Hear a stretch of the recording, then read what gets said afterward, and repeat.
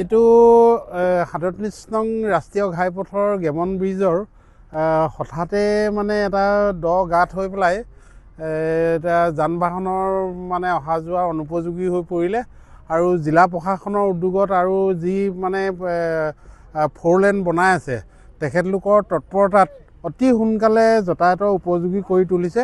আমি গৰিসাগৰৰ পৰা আহি থকাৰ পিছত আমি দেখা পালোঁ যে প্ৰায় আধা ঘণ্টাৰ ভিতৰত 4 লেন যি বনাই আছে তেখেতলোকে অতি তৎপৰতাৰে মানে এইটো বনাবলৈ সক্ষম হ'ল আৰু যাৰ কাৰণে আমাৰ শিৱসাগৰ হৈ নোযোৱাকৈ মানে আমাৰ এই বাইপাছ হৈ গাড়ীখিনি যাব পৰা হৈছে।